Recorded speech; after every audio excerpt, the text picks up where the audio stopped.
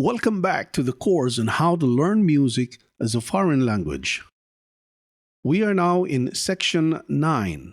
In this section, we are going to study some expression symbols and signs that will instruct the musician how to play the music when these symbols and signs are written on the music staff. I'm talking about symbols and signs that involve dynamic markings, accents, and volume changes. Remember, we're still in grade 1, level 1. Obviously, these are the 3 lessons that we're going to cover in this section: dynamic markings, accents, and volume changes. The term dynamics refers to the volume at which music is played.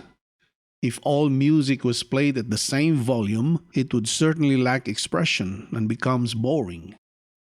It is necessary, therefore, for the musician to be able to play at a variety of dynamic levels ranging from very soft to very loud. And there are various markings for dynamics in written music.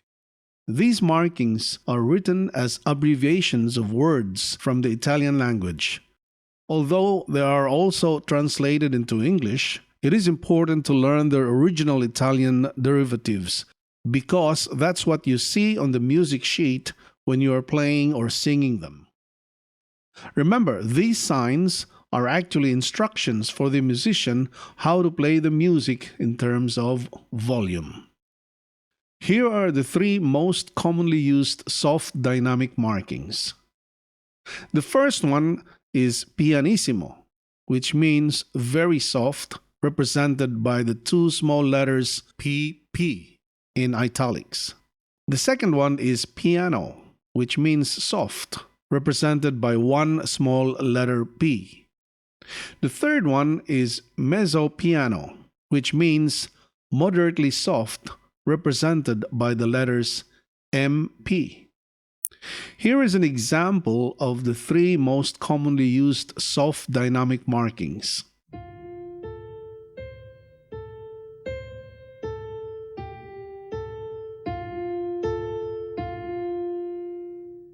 Here are the 3 most commonly used loud dynamic markings.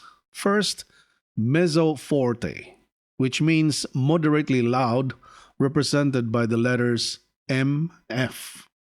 Second is forte, which means loud, represented by the small letter F. And third is fortissimo, which means very loud, represented by the 2 small letters FF. Here is an example of the most commonly used loud dynamic markings.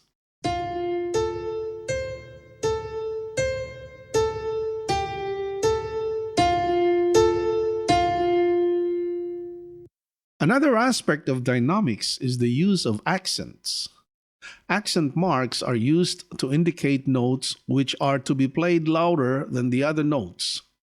The accent is indicated by a horizontal wedge mark above or below the note. Here is an example of a music piece with accent.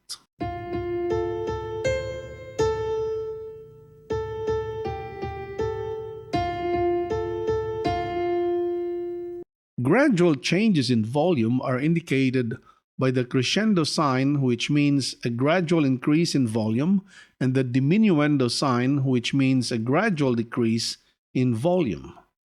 Here is an example how these instructions in volume changes are being followed in playing music.